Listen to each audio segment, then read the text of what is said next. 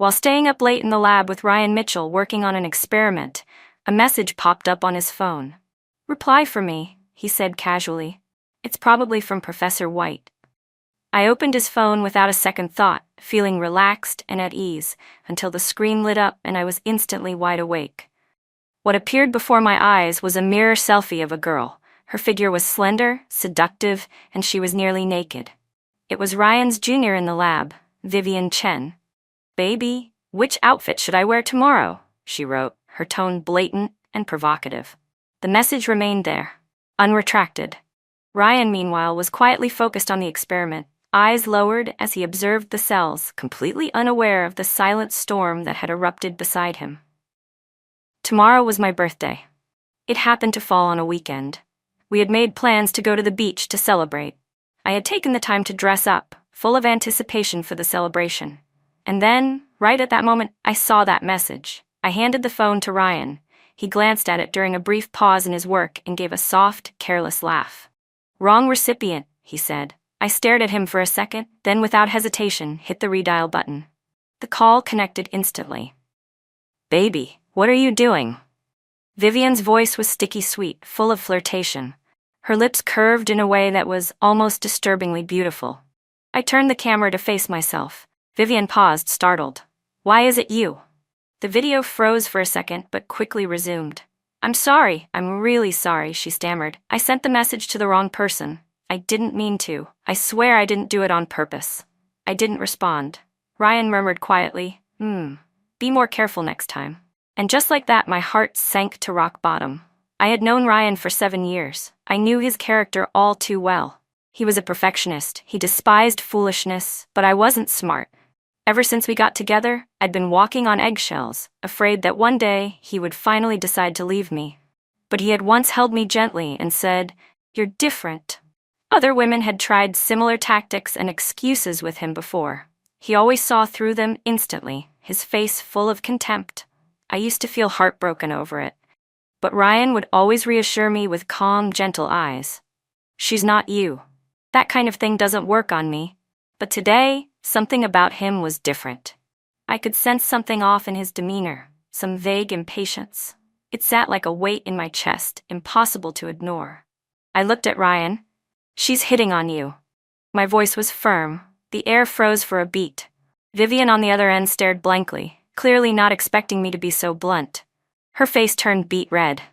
"No, it's not like that. Please don't misunderstand, sis. I really thought I was messaging my boyfriend. I made a mistake. It wasn't intentional, I swear."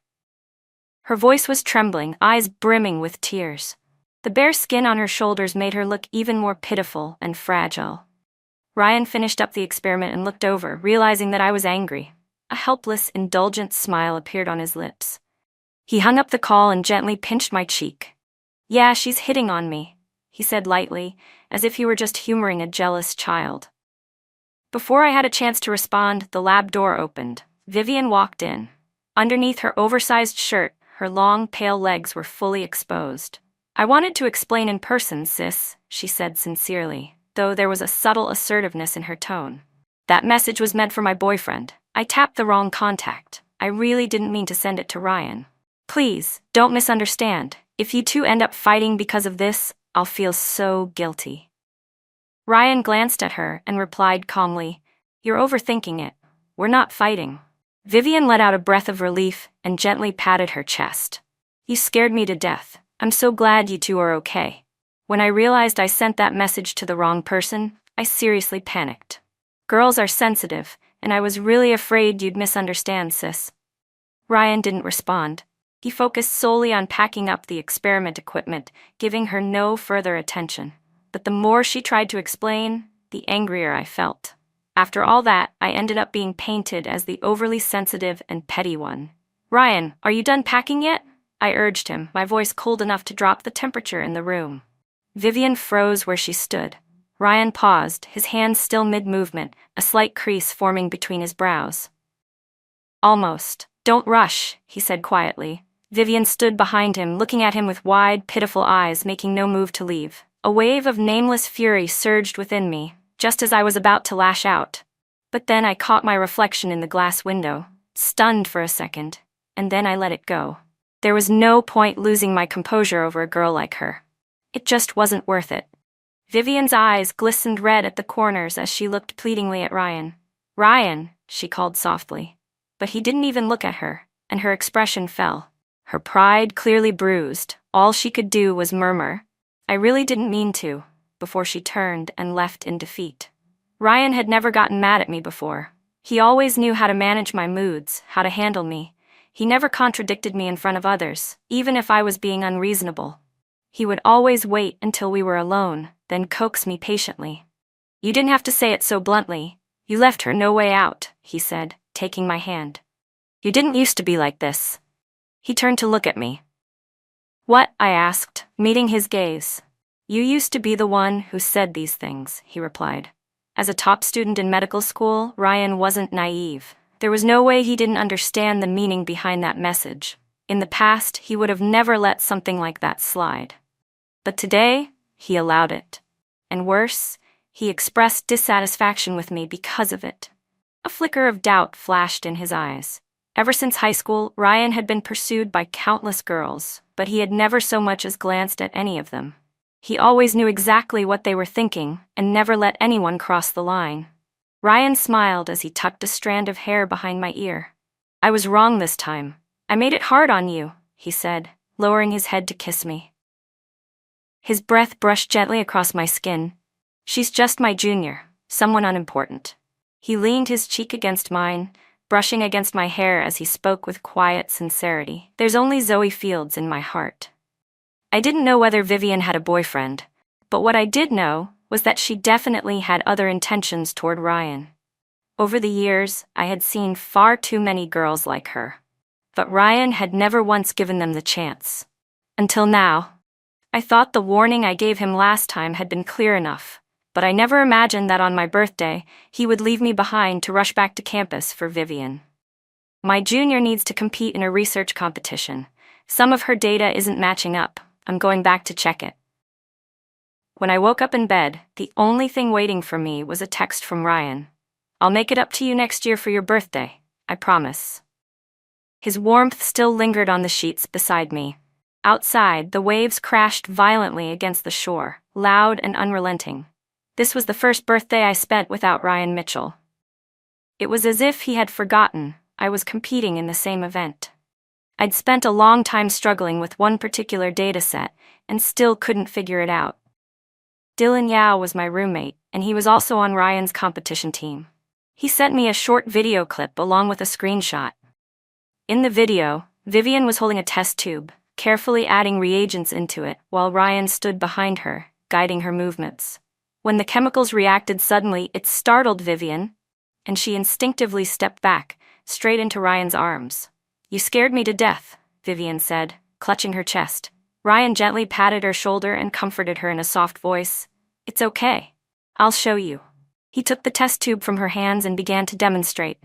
Vivian cupped her face with both hands, staring at Ryan with admiration. "Ryan, you're amazing. Zoe must be so lucky to have a boyfriend like you." Her wide eyes sparkled with innocence. Her tone, sugary sweet. Ryan turned slightly and smiled, but didn't deny it. In the other screenshot, it was a post from Vivian's Moments feed. "There's no such thing as a difficult problem, so long as I have Ryan.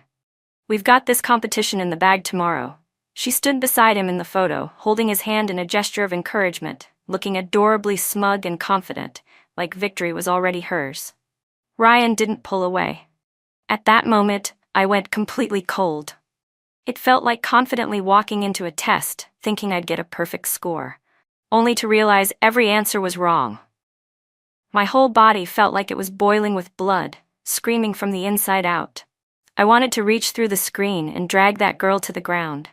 But after all these years with Ryan Mitchell, I'd already learned how he handled things. He once told me, "Never waste your time and energy on people who don't deserve it." So I calmly saved the video and screenshots, then returned to campus alone. An entire day and night passed. Ryan didn't send a single message. No call, no explanation. The next day during the competition, he entered the venue alongside Vivian. It wasn't until he saw me that something seemed to click in his mind. He looked slightly stunned. "You're competing too?" he asked. I stared right at him. I told you a month ago. He just hadn't remembered. From that moment on, I dominated Vivian in every aspect of the competition. Her research project was weak, her data full of holes and inconsistencies. I won easily. Afterward, Vivian stood in a corner, her face pale, silently wiping away tears. I'm sorry, Ryan. I was so useless. I let you down. Ryan's expression was cold, but he offered a polite consolation. It's okay, you did your best. Dylan, standing nearby, smirked with clear sarcasm. There's no such thing as a difficult problem. Huh, looks like even Ryan couldn't fix this one. It was our home turf today. Everyone from our lab knew exactly what Dylan meant. The air between the few of us grew tense. People began whispering, casting glances. Quiet murmurs spread. Vivian, eyes wide and glassy, leaned close to Ryan, flustered. Ryan, I didn't mean it like that. Someone had taken a screenshot of her Moments post and matched it with a photo from the competition. It got posted to the campus confession page. With Ryan's popularity, it exploded in minutes. One of the top comments said, "There's no such thing as a difficult problem, so long as I have Ryan. Well, no wonder everything she has must be the best. That includes her boyfriend." Another chimed in, "Totally agree. If someone else doesn't want it, neither do I. But whatever they have must be amazing, right?" The campus confession page had always been the center of gossip, and since Ryan was involved, the posts spread like wildfire. Within half a day, the entire campus knew. Some were watching for drama, some just wanted to stir the pot. As for Vivian, people had already dug up her identity. She couldn't even walk across campus without getting pointed at. Her face pale, eyes red and teary, she rushed back to the dorm. The moment she stepped in, one of her roommates grabbed a bottle of disinfectant spray and started spraying the air aggressively. "This room is disgusting. I'm so over it. She reeks of pick-me energy. I'm gonna be sick." Vivian lowered her head, lips pressed tight, then rushed out of the dorm. Behind her, the whispers only grew louder and more vicious. She's disgusting." Her cheeks flushed hot with humiliation as she ran to find Ryan, who was in the lab working on another experiment. She burst into tears the moment she saw him, sobbing so hard it looked like a scene from a tragic film. Ryan had just finished a round of observations and turned his head when he noticed her sniffling quietly with her head down. "What's wrong?" Ryan asked, a frown forming between his brows. Vivian opened her mouth to speak, but before she could say anything, her tears came rushing out again. She choked on her words, biting her lip as if trying to stay strong. "Ryan, let's not talk anymore. I'm scared." Ryan rubbed his forehead, an unmistakable trace of irritation appearing on his face. He didn't question her further. He just watched her silently and occasionally handed her tissues. When her crying finally settled, Vivian took the initiative to confess. "I'm sorry, Ryan. It's all my fault. I caused you trouble. I was just so anxious. And when you helped me fix the data, I was so happy. I didn't expect your girlfriend to get so upset."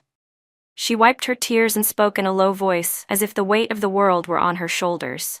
"Maybe I should apologize to her again. It really was my mistake. I shouldn't have dragged you into it." Ryan never paid attention to gossip around campus. He had his own tightly planned schedule, and never allowed anything outside of school or me to disrupt his routine. But even he understood. Once something like this spreads, it spirals out of control. Thinking of that, the coldness in Ryan's expression deepened. "Got it," he replied stiffly, his voice like ice. Later, he stood outside the library waiting for me with an umbrella. It was pouring, fat, heavy drops crashing down. He stood alone, holding the umbrella with one hand, his cool, noble presence drawing curious glances from passersby. But it wasn't until he saw me walk out that a rare flicker of a smile appeared in his eyes. "There's something I want to explain," he said with a sigh. "Vivian is just my junior. That data affected the whole group's score. I wasn't helping her personally, just the team, that's all." I looked into his eyes, hoping to find that familiar warmth again. But there was nothing. "Excuse me," a voice cut in from behind him. It was Vivian. Both of us turned to look. She stood in the rain, completely soaked, bent at a 90-degree angle, bowing deeply. Her sincerity dripped from every word, as did the rainwater streaming down her face and hair. "Yesterday's data error. I was afraid it would drag down the whole group's score. I panicked and called Ryan without thinking. It was my lack of judgment. It's all my fault. I promise it won't happen again." Please forgive me, and please don't blame Ryan. Students were flowing in and out of the library, many of them slowing down to watch the scene unfold. Vivian's face was streaked with a mix of rain and tears, her entire appearance a mess. Yet her lips were still slightly curved upward, as if she hadn't yet given up. She glanced carefully at Ryan, clearly hoping he would show her some sympathy. Ryan looked at me, then said nothing. Vivian's hope was drowned out by the rain, leaving only pitiful desperation in her expression. I raised an eyebrow. Everyone on campus knows Ryan is my boyfriend, but you still let yourself catch feelings and acted on them. That was a choice, and Ryan gave you the opening. What I'm waiting for is his apology. As for you, I'll never forgive you. Vivian clearly didn't expect me to be so direct. The rain masked the awkward contortions of her face, but her humiliation was obvious. I just wanted to apologize, she muttered. Ryan finally spoke up. She just wanted to say sorry. He knew my temperament well, how stubborn and unforgiving I could be. I didn't let go of things easily, but he was Ryan Mitchell. This was the man I had loved for 7 years, from a high school crush to a full-blown relationship in college. I had walked this path for 7 long years. I took a deep breath, swallowing down the fire in my chest. You should be thankful I have some self-control. Otherwise, the water in my thermos would be all over your face right now. I decided to give us one more chance. 7 years of love. It was hard to let that go. Just this once. You didn't have to let things blow up like this, I said. While we were eating, Ryan brought up the post on the campus confession wall. We can sit down and talk through this calmly. It's already spiraled out of control. I looked up and stared at the man in front of me, his cold, refined features. This face had captivated me since high school. But if he had truly been tainted, would I still be drawn to him the same way? Is this some kind of compliance test? I asked. You keep pushing my boundaries, daring me to swallow this down. And if I refuse, if I won't comply, then I'm the crazy one, and the one who benefits gets to stay silent. I wouldn't let myself become that kind of person. He only started solving the problem once it became inconvenient for him. Ryan slowly picked the scallions out of my mushroom soup and placed the bowl in front of me. Because of this whole thing, it's been hard for me to move around campus. A lot of people saw what happened in the rain yesterday. They're probably saying you bullied your junior. His face was calm, no cracks in his expression, like he was genuinely looking out for me. He looked me directly in the eyes, waiting patiently for my response. Ryan had always been composed and rational, and I never believed in fighting for love like it was some competition. This was the first time we'd had conflict because of another person. Ryan, I said softly, I've loved you for 7 years. I loved the version of you that stood out from everyone else, the one who held himself to a higher standard. His expression shifted ever so slightly. He hadn't expected me to say that. I might love you forever, but this heart of mine still belongs to me. I want a relationship that's pure. I want you, the Ryan who's clean and principled. If you choose to walk away, I won't stop you. But I won't let my life revolve around you anymore. After a long pause, Ryan lowered his head. I know, he said quietly. I've always known. His voice was low, thick with resignation. After that, Ryan didn't give Vivian even the faintest illusion to hold on to. She had always been mediocre in her coursework, and soon the entire research team began excluding her. She used to rely on her connection to Ryan to borrow lab equipment and get ahead. But now, no one even looked her in the eye. I didn't need to say or do anything. In a time when emotions seemed cheap, people had somehow grown a sharper sense of morality. No one had sympathy for someone who tried to sabotage a relationship. Whether in the dorm or out on campus, people would whisper and point whenever Vivian walked by. She couldn't bear the stares and judgment. Most days, she just hid under her blanket, crying silently. Within 2 weeks, she had lost noticeable weight, her face drawn and tired. The next time Ryan saw Vivian was at the lab's waste disposal station. It was a scorching hot day. She was wearing a short skirt, crouched down in the middle of a pile of discarded experiment materials, frantically searching for some data her team had thrown away. Her pale legs were scratched and bleeding in places, the bright sunlight making the wounds look even more jarring. Ryan had come to dispose of some broken lab equipment and saw her right as he walked in. Not even bothering with the fragile items in his hands, he rushed forward and yanked her up from the ground. "Are you crazy? Do you have any idea how dangerous this stuff is?" His tone was sharp, full of worry and frustration. The moment she saw clearly that it was Ryan, tears poured from Vivian's eyes.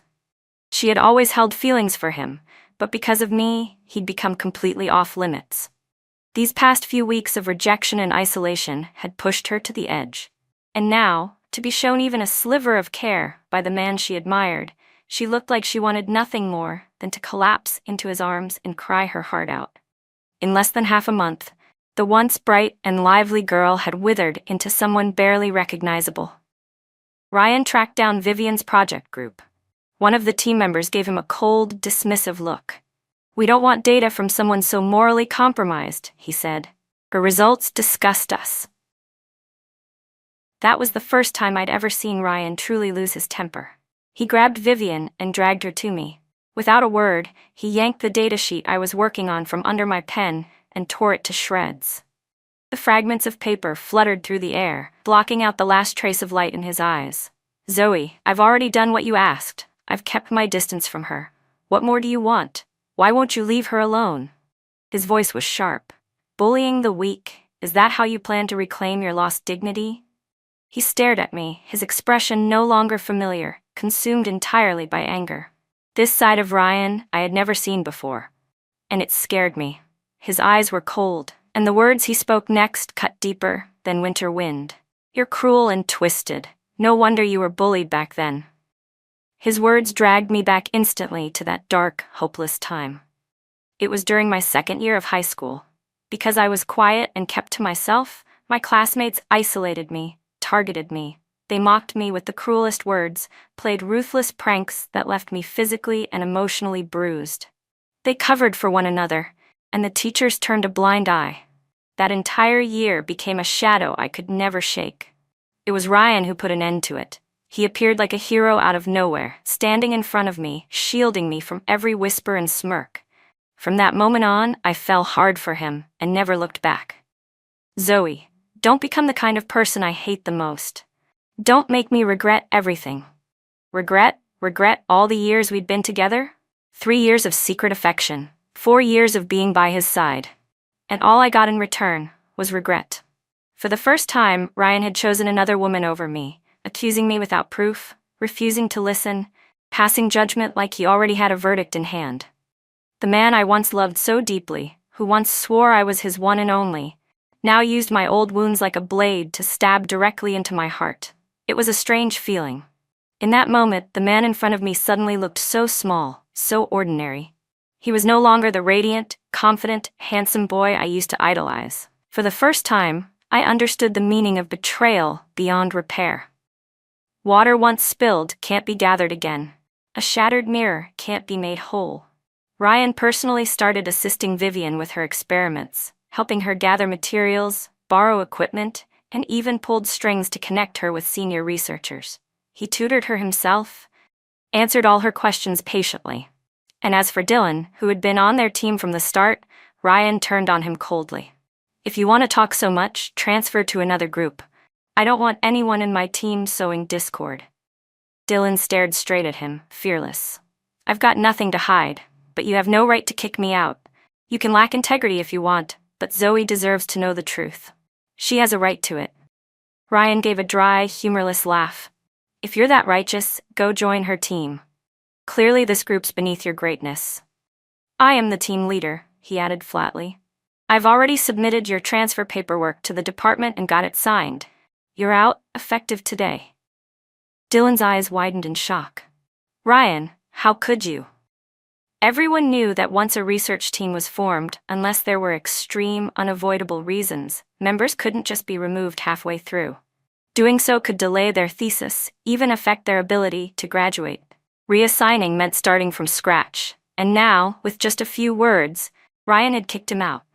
Dylan couldn't believe it, that Ryan would really do this for Vivian. Ryan's voice stayed cold. "If you're willing to expose your teammates' personal business so easily, who's to say you wouldn't leak lab data too?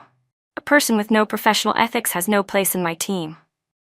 Ryan's decision was final, just one sentence, and Dylan had no power to fight it. He quietly began packing up his things.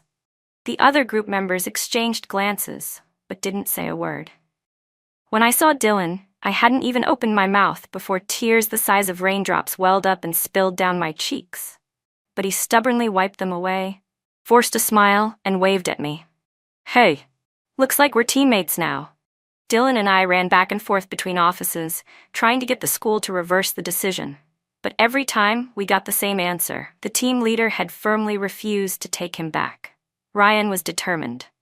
I knew he was waiting for me to come to him personally. He was far more calculating than his gentle exterior let on. We were at a standoff. But time was running out for Dylan. He couldn't be away from a research team for too long. Just as I was preparing to give in first, Vivian suddenly came looking for me. "Ryan asked me to come get the experiment notes you were holding on to," she said sweetly, "and the data he helped organize for you. I need it for my own project now." If there's one thing Ryan mastered perfectly, it was the art of psychological warfare. I gathered everything related to his work and handed it all to Vivian. She took it, then pulled out her phone. "Sis, why don't we add each other on WeChat? Just in case Ryan needs anything later, I'll be the one you can contact." I couldn't help but laugh. "No thanks, I wouldn't want my phone getting contaminated." Her smile faltered for a second, then returned like nothing happened. "But Ryan said he wants some time to cool off. If there's anything later, he told me you should go through me." I nodded. "Sure, just wait here a second." Then I turned around, went back to the dorm, and gathered every single thing related to Ryan. Dylan tried to stop me. "You don't have to do this.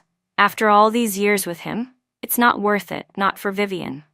"Worth it or not," I said, "depends entirely on who it's for. The Ryan I knew before, he was worth loving down to the dust, but the one now, he doesn't deserve it." I handed the entire box over. "You can take the trash with you, too." Vivian held the box in her arms, her eyes and mouth betraying a quiet smugness. "Thanks, sis. I'll personally give everything back to Ryan." I smiled. "You're welcome. Whether it's a man or garbage, you're free to take it all. A real recycling queen." Watching her expression stiffen, I shut the door behind her, feeling wonderfully at peace. Ryan had been waiting for me to apologize first. But why should I? I blocked and deleted all of his contact info. He had his pride.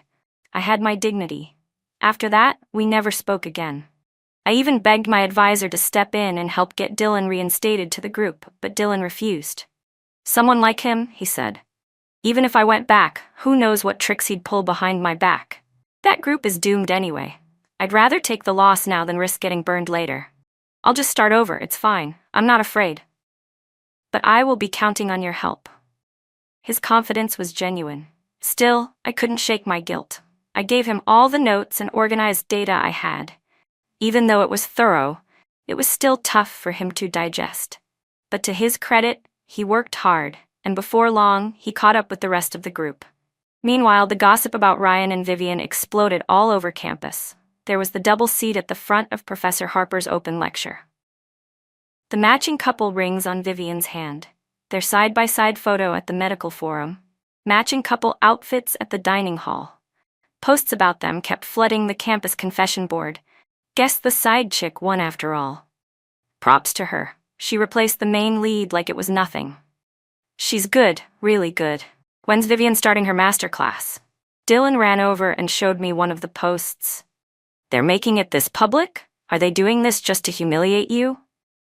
"I remember Ryan used to be super low-key," he muttered. "What happened to him?" In every photo, no matter the angle, Ryan and Vivian looked intimate, like a couple in the thick of new love. My eyes locked on those matching rings for a long, long time. That ring was the one Ryan had crafted by hand for our 1-year anniversary. When I was packing up my things, I hesitated for a long time before deciding to keep it. But now, the other half of the matching rings belonged to someone else. The one on my hand no longer held any meaning. It hit me all at once. When had he changed? Dylan looked at me with quiet understanding, then stepped out, leaving me alone in the dorm. Some truths, when fully realized, don't need to be spoken aloud. And the sadness, intense as it was, only lasted that one night. I didn't have the energy to deal with my emotions, nor did I know how to comfort them. So I just let them spread, unrestrained. By the next morning, I had pulled myself back together. At the time, I was completely focused on preparing for the competitive KLA Medical University Exchange program. There were only 2 slots in the whole country. Originally, Ryan and I had planned to apply together, to work toward it side by side.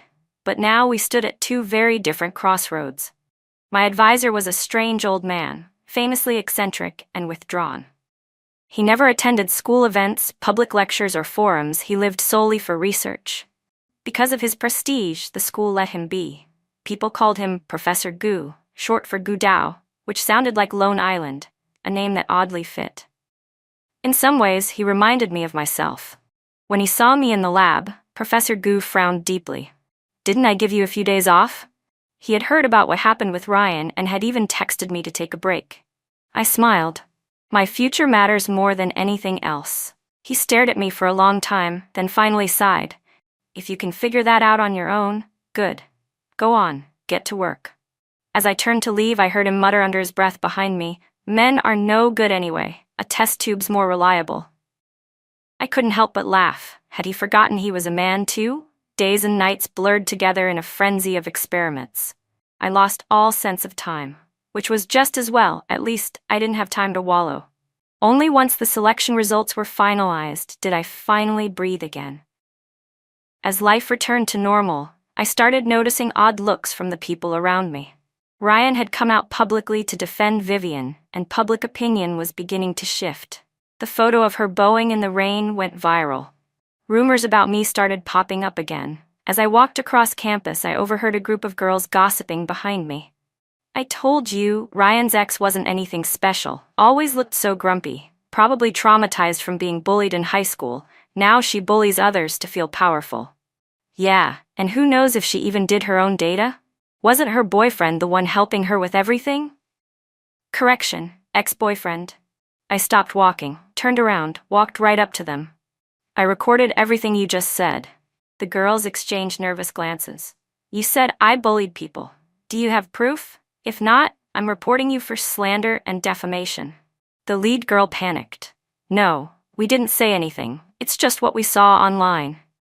She pulled out her phone and quickly opened the posts. Each one was the same, blaming me for bullying, calling me academically dishonest, saying I had nothing but looks, that all my experiments were done by my boyfriend. I went to the academic affairs office. They wouldn't intervene. "It's just a few posts," they said. "Why make a fuss? You're leaving soon anyway. None of this will affect you. Let it go." It felt like high school all over again, when the teachers pretended not to see, eager to sweep everything under the rug. But I wasn't that girl anymore. I wasn't the Zoe Fields from back then. Since none of you wanted to take it seriously, I had no choice but to handle it myself. I took screenshots of all the posts, documented every rumor I could find, and brought the compiled evidence to the police. The officers traced the IP address behind the posts. It led to an internet cafe just outside campus. The security footage clearly showed Vivian's face. It was all very clear. When the police summoned her, she arrived quickly, along with Ryan. "This was really just a misunderstanding between the two of us," Vivian said sweetly. "Sorry for the trouble. Ryan had to come with me." She still carried herself with that same smugness, as if having Ryan by her side meant she'd already won everything. The arrogance behind her words couldn't have been more obvious. Ryan sat across from me, staring hard. His expression was unreadable, the air around him dark and heavy. I looked at them calmly. I had none of the reactions I once imagined I might have. No anger, no heartbreak. I simply accepted, with total clarity, that we were already over. "Since we met, you've always misunderstood me," Vivian said lightly, like she was giving a performance. "I don't know exactly what I did wrong, but I'm still willing to apologize, as long as it makes you feel better. I'm sorry, really. I hope you can forgive me." Her tone was light, but rehearsed. I could tell that spending time next to Ryan had taught her a thing or two about how to talk like him. Calculated, diplomatic. But, at the end of the day, she was still the same immature girl she'd always been. I didn't even bother responding.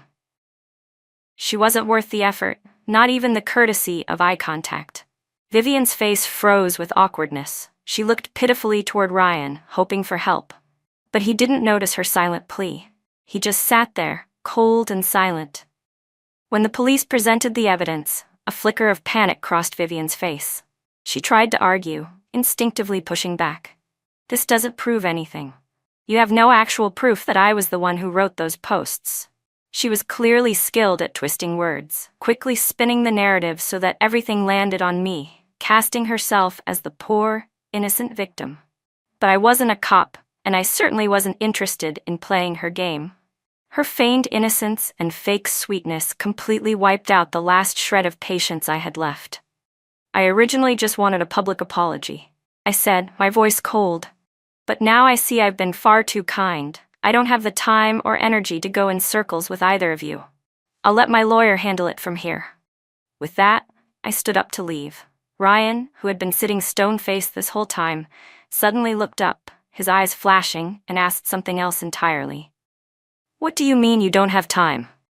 I turned around and met his confused gaze. I suddenly felt a surge of amusement. You really have been busy lately, I said, glancing pointedly at Vivian beside him. Then I added helpfully, the KLA exchange program results are out. You didn't make it. I leave next week, I said lightly, so no, I really don't have time to waste on petty drama. The way Ryan's face slowly stiffened gave me more satisfaction than I'd expected. Vivian, on the other hand, seemed quietly thrilled. Then congratulations, Zoe. I'll take good care of Ryan for you while you're away. Ryan's expression shifted to shock. Why didn't you tell me any of this? I frowned. Why would I? It's my business. What does it have to do with you? I emphasized that last word, relationship, so hard it could cut glass. Whatever reaction he'd been expecting, it wasn't that. His stunned look vanished in an instant. I pulled out the official admission letter and held it up with a calm smile. After all we've been through, you should at least say congratulations, don't you think? The tension around Ryan thickened. His whole body radiated icy pressure, and it took everything in him to keep his composure. Zoe, he said tightly, I'm your boyfriend. I let out a soft laugh. Ryan, have you forgotten? We broke up. His jaw tensed. I never said we broke up. I thought we were just taking a break. I couldn't help myself. I burst into laughter. Are you serious right now? You and your new girlfriend are out here playing house. When you were flaunting your relationship all over campus, you called a cold war between us? Was I supposed to stand still, waiting for you to change your mind, hoping one day you'd decide to grace me with your attention? Ryan Mitchell, you're not that irresistible. You're not worth me standing in place and waiting for. With every word I said, his face darkened further. By the time I finished the last sentence, his expression completely crumbled. Weren't you the one who told me not to waste time on people who aren't worth it? I looked him in the eyes. What? Did I not learn the lesson well enough? He froze in place, eyes clouded with a sudden, heavy regret. Ryan stood downstairs from my dorm, day after day, attracting stares from everyone passing by. He had been there for 3 days already. Dylan returned from the dining hall carrying takeout. I was zipping up my suitcase. Wash your hands. Come eat. Did the cafeteria run out of salt today? I asked after a bite.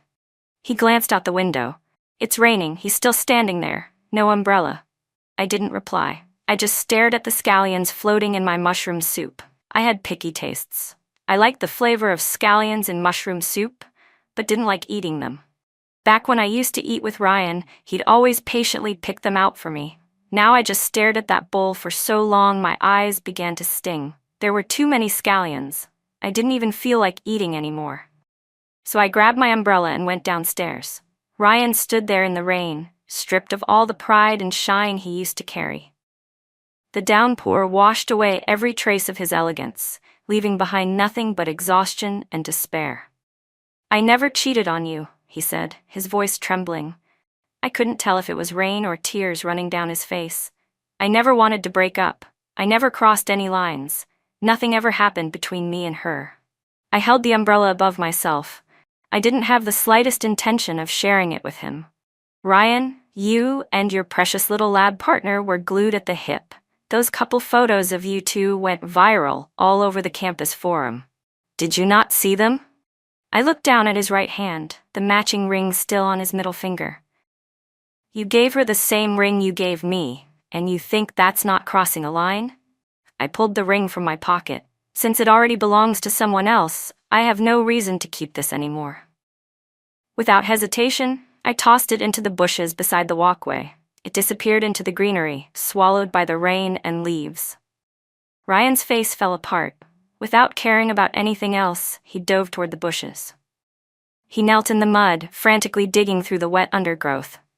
I watched his back as he scrambled, and for the first time I felt absolutely nothing. It was over.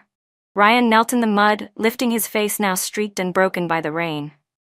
How can you be so cruel? How can you just let go like this? I stared into his eyes, searching for anything real beneath them. You think I'm cruel? I said quietly. Compared to the day you ripped open my wounds and threw them in my face, I'm still not as cruel as you. He blinked, and I saw it, the moment he finally remembered our last conversation, the words he had spoken that cut deeper than anything. Regret surged in his eyes, wild and overwhelming. Ryan couldn't understand how he had come to this.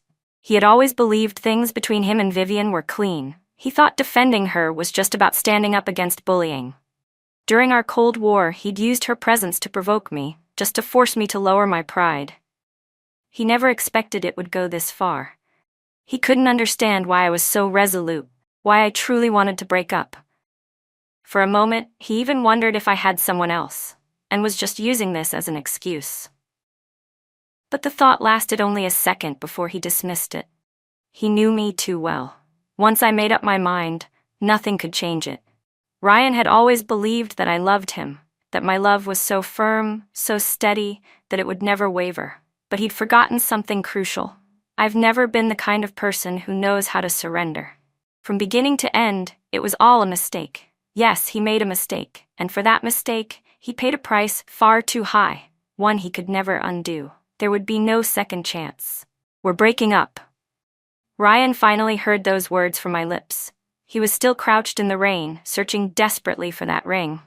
I had run out of patience and turned to leave when Vivian appeared out of nowhere. She had no umbrella, and she rushed up from behind and hugged Ryan tightly. Ryan, let's go home. It's just a ring. I'll make you a new one myself. Ryan's body suddenly stiffened. Then, in a violent motion, he shoved her to the ground. Grabbing her wrist, he tried frantically to rip the ring off her finger. Tell me, where did you get this ring? Vivian cried out in pain, trying to pull away, but Ryan only tightened his grip. What are you talking about? She stammered. I bought this myself. That one sentence was like a lifeline to Ryan. He turned to me, breathless with hope. You heard that, right? It wasn't from me.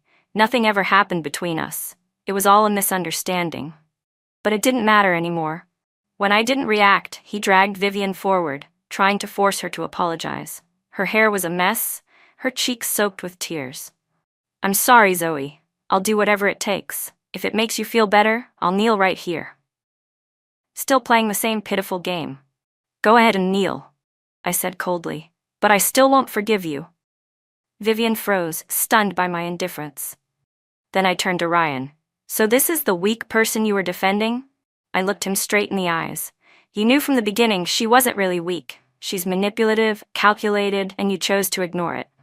Ryan's breath hitched. A flush crept up his neck, and his eyes brimmed with the realization he could no longer deny. He finally understood.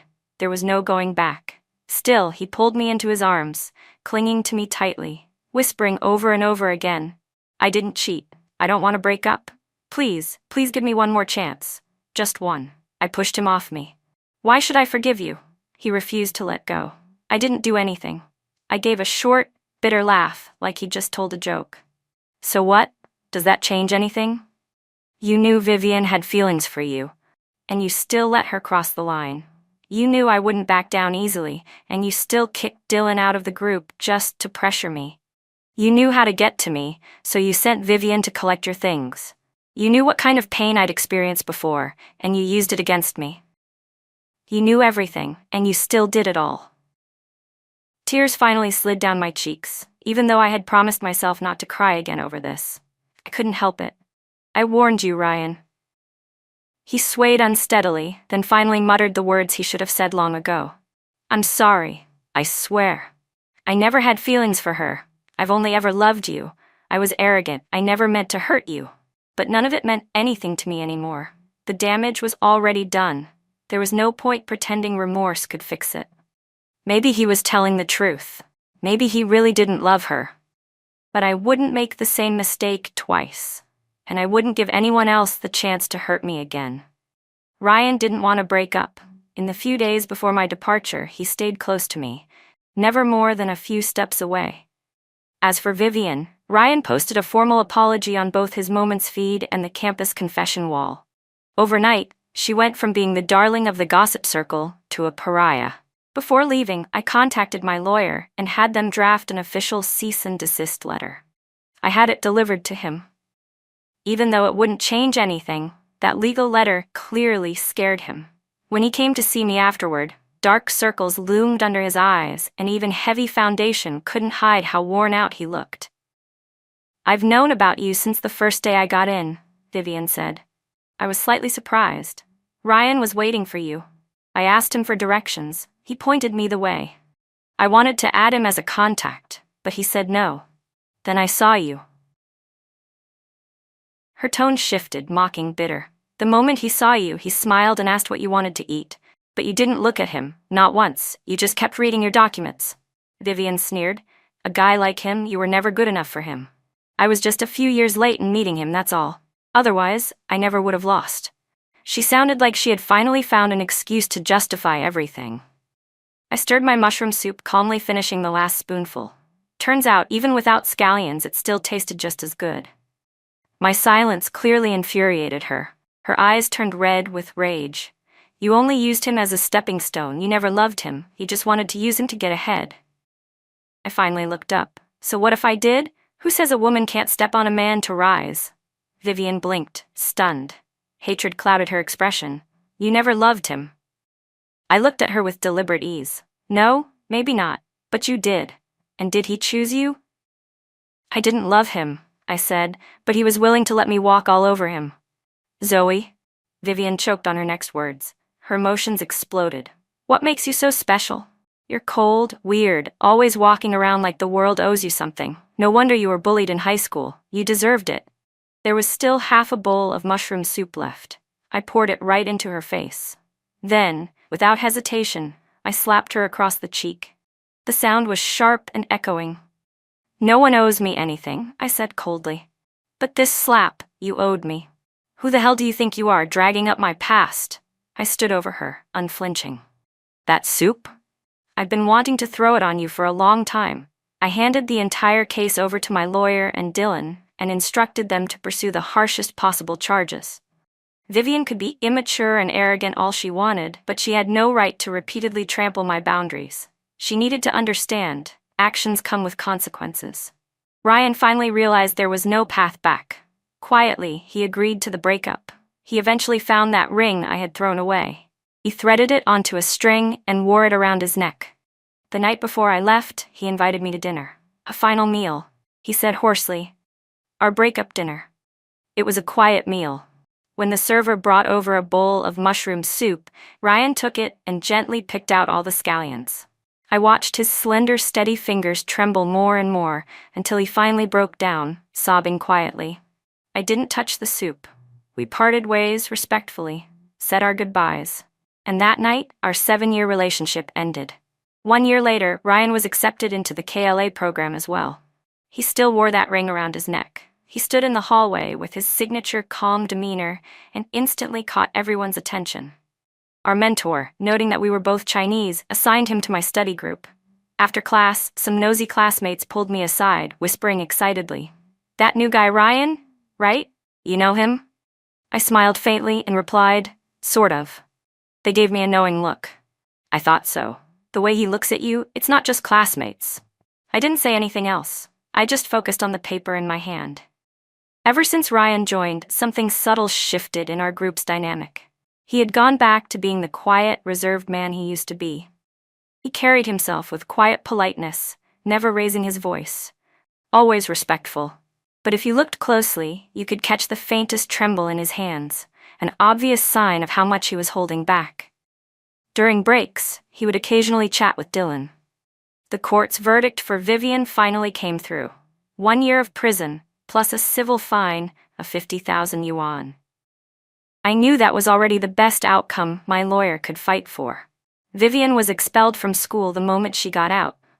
She tried to protest, but it was useless. Schools have the right to expel students who break the law.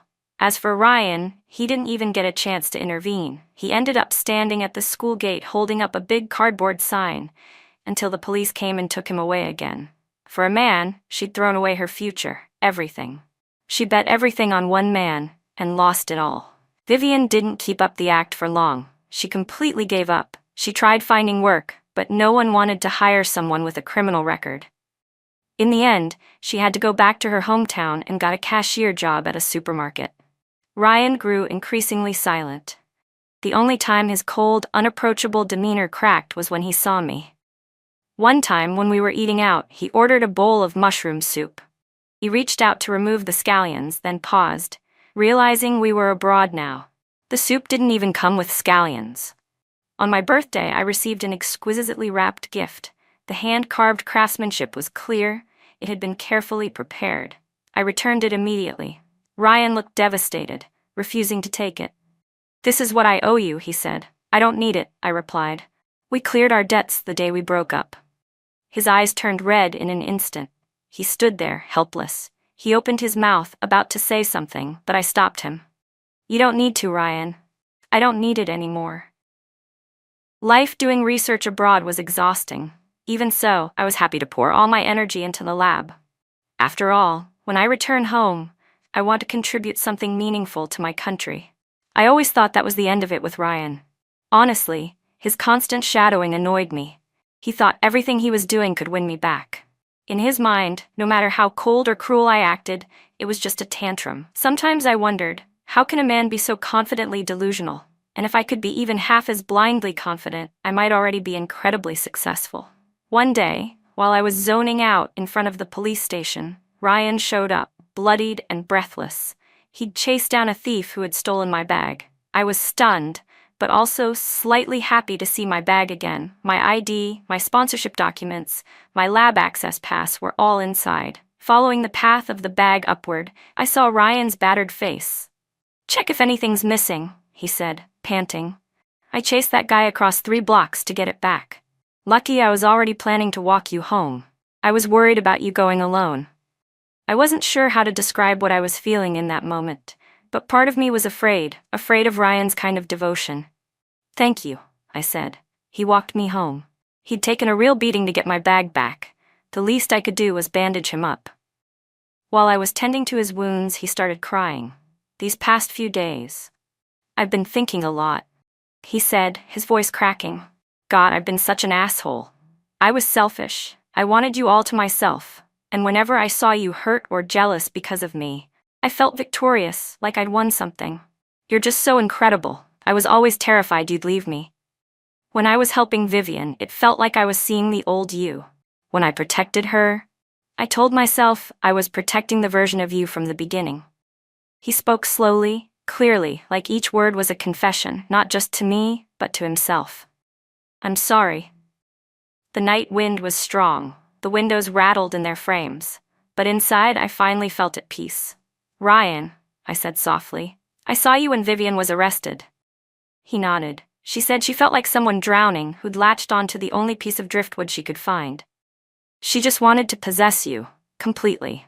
He said he had no choice but to use certain tactics to get your attention. Even if they weren't honorable, he didn't care. He just wanted you to notice him. I gave a small laugh. "I don't know how you think you saved him, but Vivian really did disgust me." I looked at Ryan's eyes, slowly reddening. "I forgive you," I said. "But Ryan, don't come after me anymore. Don't disturb me again." After Ryan left, I started packing my things to return home. As I folded my clothes and sorted through the last few drawers, memories of the past few years came flooding back. I had fallen for him at first sight, and in the end, I let him fade back into the sea of people. That first sprout of youthful love had blossomed, but the fruit it bore was bitter and hard to swallow. But it's okay. I only took one bite. Ryan's perspective. Standing on the side of the street, Ryan stared as the city slowly lit up. One street lamp at a time glowed to life, casting golden reflections over the stream of cars moving back and forth through the night. He didn't know where he was supposed to go. He didn't know where home was anymore. He kept replaying that last moment in his mind, her face calm and unreadable, filled with neither love nor hate. She had smiled faintly at him and said, "Ryan, there's no going back for us." Ryan regretted everything. It wasn't supposed to end like this. Not like this. He had ruined it all. His foolish pride had made him believe that hurting Zoe would somehow draw her closer, that she'd depend on him more because of it. In the end, he had only proven how unworthy he was. If only he hadn't indulged Vivian again and again. If only he had stood by Zoe when she needed him the most. If only he'd protected her, the way she always protected herself. Ryan knew it in his gut. This was the last time he would ever see Zoe. She was about to return home to blue skies, to white clouds, to a brand new life. And he had nothing left but the wreckage of what could have been. Top of form, bottom of form.